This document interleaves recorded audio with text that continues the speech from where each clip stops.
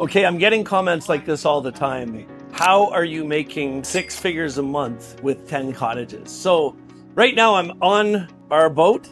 This is the Motor Vessel Syndicate. We left Port Dalhousie, Ontario this morning. You can see there's a good view of it there. There's the helmsman, David. We're heading to Whitby. We got about an hour and a half before we get to Whitby. So I thought I'd spend a couple minutes with you and let's just talk about this. Hey, my name's Ken Dunn, and I'm a real estate investor. I want to welcome you to the No Money Real Estate Podcast. On this show, I'm going to interview elite level real estate investors from all over North America. And I'm going to help you to see one thing that all successful real estate investors have in common. They built their portfolios without using a dime of their own money. I've got a portfolio of $300 million in real estate. That includes resorts, apartment buildings, commercial buildings, and I built the entire portfolio without using a dime of my own money. Real estate is a business that anybody can get into, but the strategies that those tight real estate investors use to build massive portfolios have been kept secret for decades. Now, because of this show, I'm going to reveal them to you. So let's get started. You know,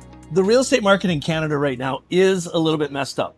And so you have to be very, very careful what you're doing in real estate. For as long as I can remember, I've been suggesting to people that if you're just getting started in real estate investing, the smartest thing for you to do is house flipping. But even house flipping is getting more dangerous now because the market is falling, prices are falling. And if you do a house flip, you're always going to get an appraiser to appraise the property as is, and then a second appraisal after the property is renovated. But in this market, you want to be really careful. Sorry, I'm just going to adjust myself so I get the sun out of my eyes. You want to be very careful about even doing house flips because if you take too long to do the renovations, your value will drop. But I think it's the perfect time to get into short-term rentals and cottages. And I want to kind of walk you through what I actually do. I've been renting cottages, buying old dilapidated cottages, renovating them and renting them now for about 10 years. Before the pandemic, I was buying cottages for, I want to say 40 cents on the dollar. So that means if a place was worth $1 million, I was able to get them for 400 grand. And I'll explain how I do that in this video. Then the pandemic happened and it was the opposite of that. Houses that were worth 100 grand or $1 million were selling for 1.4. Houses that were worth 500 grand were selling for 700 grand. So I stopped doing it. About a year and a half after the pandemic was over, I started buying cottages again and started getting back into it. Now, all those people that bought those cottages during the pandemic, they're all losing them and they're all walking away from them.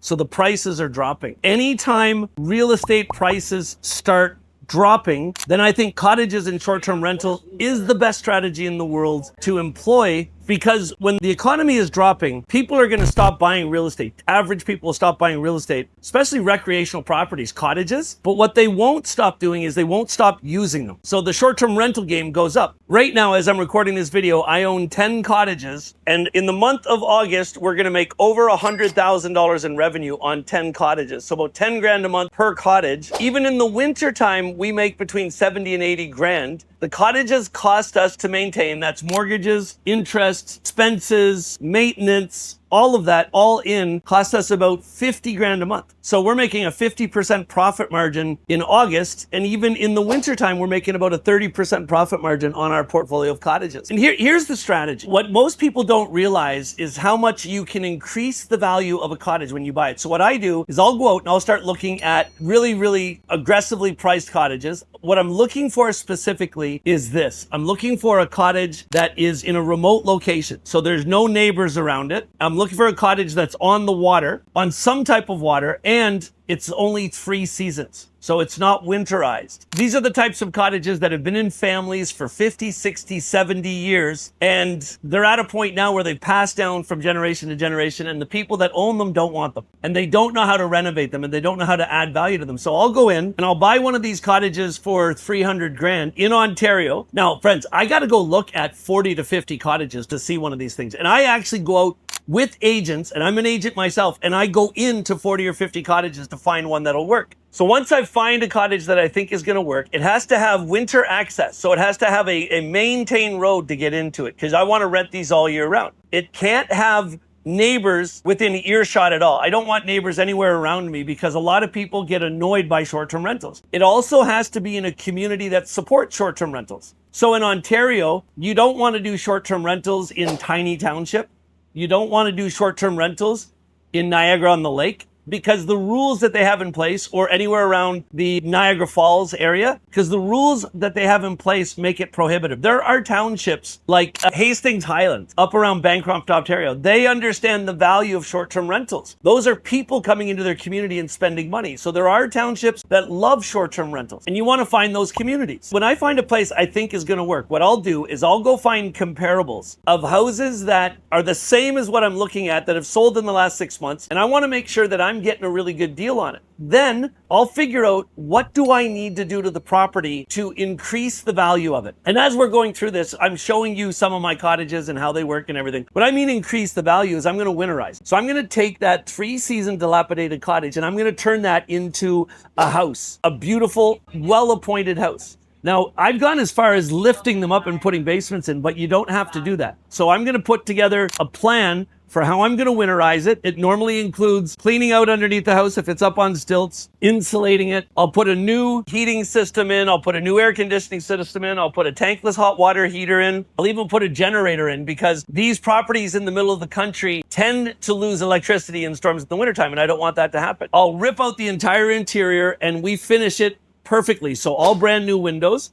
We re-insulate the whole property. We put hardwood flooring in. We put beautiful kitchens in. I try to find a way to add an extra bathroom. If there's some way I can do an ensuite bathroom and a master bedroom, I'll do it, even if it means getting rid of another bedroom. And I'll renovate the whole property. But before I buy it, I figure out exactly what I'm going to do to renovate it. And then I'll go find some other comparables, some other houses that have sold recently that are the same standard as what I'm going to create. And that will give me an indication of what that property is going to be worth when I'm finished. And so I'll give you an example. I looked at a property just outside of Bancroft a couple weeks ago. When I did my budget, what it was going to cost me, what I was going to do to it, I found some comparables that told me when I was finished, that place was going to be worth $900,000. I'm paying 380 grand for it. I'm going to have to put 100 grand into it in order to increase the value that much. And I'm even going to borrow the money to make the interest payments on the money I'm borrowing to do the job. So I'm going to be into it total about $520,000. But if I'm increasing the value all the way up to 900,000,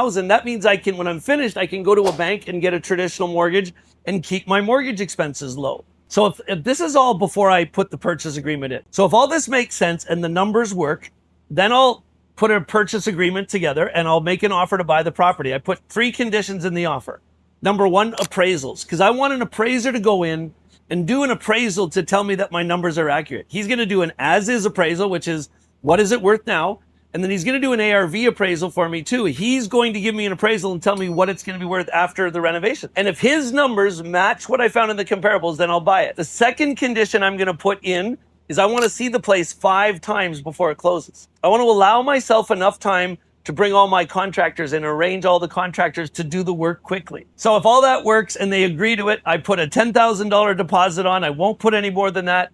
Then I buy the property. And friends, this is not hard to do. It's really simple to do. The other thing is a 90-day closing. I need 90 days to close because I'm borrowing 100% of the money from private investors, private lenders. So then I'll go borrow all the money to buy the property. I'll borrow all the money to do the renovations. And for those of you that are watching this video that say, well, I can't afford to make those private mortgage payments, no problem. I borrow all the money to make payments too. So I'll borrow $530,000 for this project, and I'll borrow enough money to make the payments for a whole year, but I'll complete the renovations in 6 months. So then we close. I've gotten all my contractors in line, and the day we close, we're starting demolition. We're starting working on this project, and we will be done it in 6 months. As soon as it's finished, we go to a credit union or Bank of Montreal. Bank of Montreal has an amazing mortgage program for short-term rentals that you can take advantage of, so you can get a good cheap mortgage. They'll actually take into account the money you make on the short-term rental when you're calculating. That's why it's so good. They're the only major lender that will do that. And then as soon as I get it finished, one of the things I always do, my secret weapon, every cottage, I put a mini NORDIC SPA. It's a hot tub, a cold plunge, and a sauna. You can see pictures of all our properties flashing up on the screen right now with all the mini NORDIC SPAs. This is the secret weapon, friends. This is why all of our cottages are booking at such a high multiple. 95% occupancy right now for the whole year. Now, there's going to be a whole bunch of people that are doing short-term rentals that are watching this video right now, and you're like, that's impossible. No, it's not.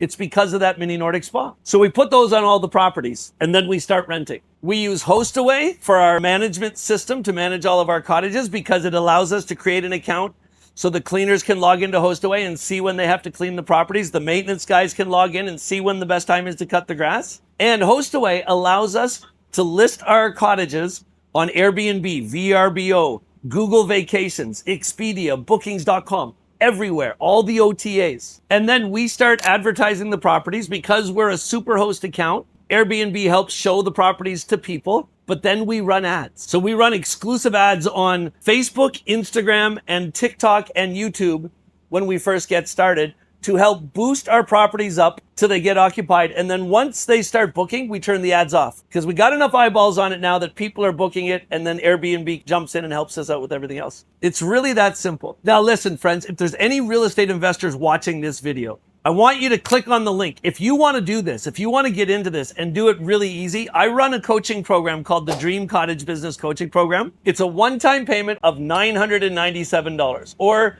we have 2 payments of $500 or 3 payments of $397, I think it is. I can even arrange a loan through a major lender where you can borrow the $1,000 to join, and it's $47 a month. It makes it really easy to join. If you want to join the Dream Cottage Business Coaching Program, here's why you should do it. We have a private Facebook group. I meet with everybody every Tuesday afternoon for 2 hours on Zoom. So if you go out and start looking at cottages, you can come to the call and I'll look at it with you and I'll say, yes, this will work. We have a database of over 12,000 contractors across Canada that we've vetted. So if you join our group and you're looking for contractors there, and listen to this, this is the coolest part. We run a lenders list. We have a list of over 7,000 private lenders across Canada that will lend you the money to do the cottage. And because you're part of the Dream Cottage Business Coaching Program and they trust me, they will lend the money to you. So if you want to do this and guarantee that you make thousands of dollars in profit per month, click on the link below this video. Watch my 45-minute presentation where I walk you through the whole strategy. I show it to you. You'll hear my guarantee. I say if I can't help you get the money to do a cottage, then I'll refund you the $1,000. It's really simple. It'll blow your freaking mind.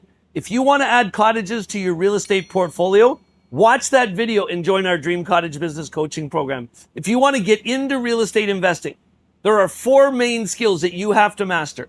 You have to master the ability to find undervalued properties. You have to master the ability to raise private capital. You have to master the ability to increase the value of the property, and you have to master the exit, which is refinancing when you're done. So if you join the Dream Cottage Business Coaching Program for $997, you're going to master those 4 skills. I'm going to help you to do that. I'm going to work directly with you to do that. And that will help you to change your life forever. Become a real estate investor. Build a portfolio. Have dozens of cottages right across Canada. It'll do everything you want to do. Anyway, let's go check on the helmsman, see how we're doing here. We're heading back over to Whitby, Ontario. Let's see where we're at now. Oh yeah, there we go. I know it's probably hard for you to see. How's the course doing, helmsman? Course is doing good. We're at 326 degrees, moving at 16.5 knots, and we're in about 350 feet of water. 386 feet of water. Okay, everybody pray for us. We're on track. We're having a good time. Hope you guys enjoyed the training.